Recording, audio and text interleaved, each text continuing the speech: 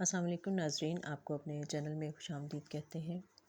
تن من نیل و نیل کی آنے والی قسط کی بات کریں گے، جس میں رابی کی ماں اس کو کہتی ہے کہ تم اگر اپنا کماؤ گی تو تم کامی جیسے لڑکے سے جان چھڑا سکتی ہو، اور پھر وہ رابی سے کہتی ہے کہ میں اپنے ایک ملنے والی خاتون ہے، اس کے پاس بڑے اچھے رشتے ہوتے ہیں، تو میں اس سے بات کرتی ہوں، اور رابی سے پوچھتی ہے کہ کیا تمہاری نظر میں ہے کوئی لڑکا، اور پھر اس کے بعد دکھایا جاتا ہے کہ جو جس معذور لڑکے کو ہم نے دیکھا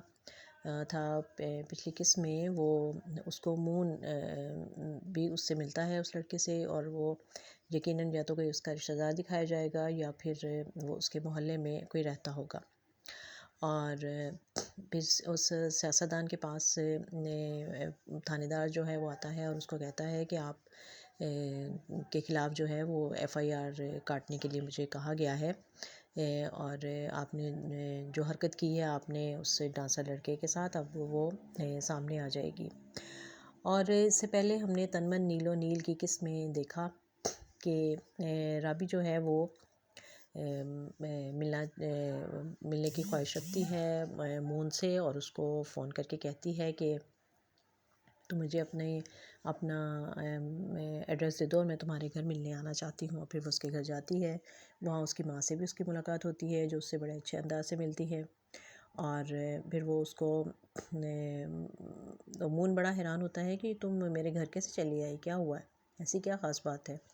تو وہ کہتی ہے کہ میں اصل میں اپنے جو کزن ہے میرا کامی، اس نے جو حرکت کی تھی تمہارے ساتھ، تمہیں جو راستے میں سے روکا اور دھمکایا، میں اس کے لیے تم سے معافی مانگنے آئی ہوں۔ اور اس طرح گھر میں اس کے اور کامی کے رشتے کی باتیں بھی چلتی ہیں، اور جب تایا کے سامنے بھی یہ بات آتی ہے اور رابی اس سے شکایت بھی کرتی ہے کہ یہ اس طرح سے مجھے ڈراتا دھمکاتا ہے اور تنگ کرتا ہے، پریشان کرتا ہے،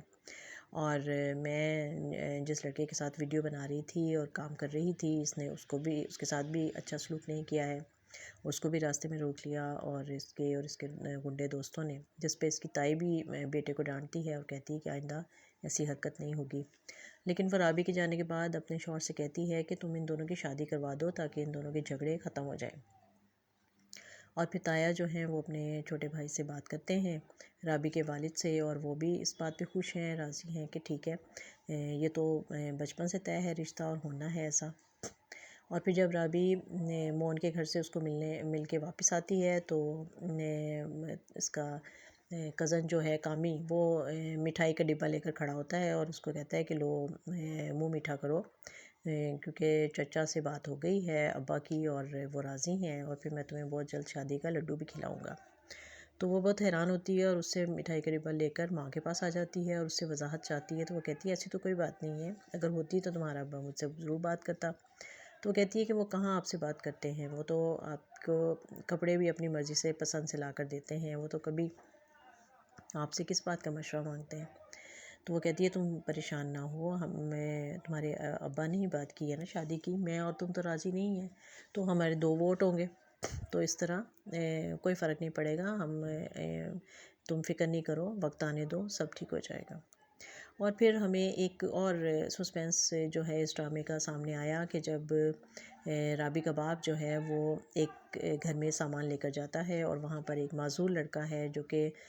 صحیح طرح سے چل بھی نہیں سکتا اور زیادہ طرح سے بات بھی نہیں کر سکتا، اور لیکن وہ اس کو ابا ابا کہہ رہا ہے، اور وہ اس کے لیے گھر میں سامان لے کر گیا ہے، اور جب اس کی ماں کا پوچھتا ہے تو وہ کہتا ہے کہ وہ ڈاکٹر کے پاس گئی ہے۔ تو یقیناً یہ ایک نئی کہانی، ایک نیا موڑ جو ہے وہ اس ڈرامے میں آئے گا، جو کہ یا تو اس نے خفیہ شادی کر رکھی ہے رابی کے باپ نے، اور وہ کسی کو اس بارے میں معلوم نہیں ہے، لیکن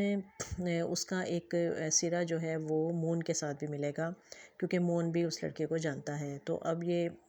ڈرامے کی کہانی اور دلچسپ ہونے والی ہے، اور بہت سے ایسے نئے اس میں مناظر دیکھنے کو ہمیں ملیں گے جو کہ یقیناً ہمیں چونکا دیں گے۔ تو دیکھتے رہیے یہ خوبصورت ڈرامہ تن من نیل و نیل۔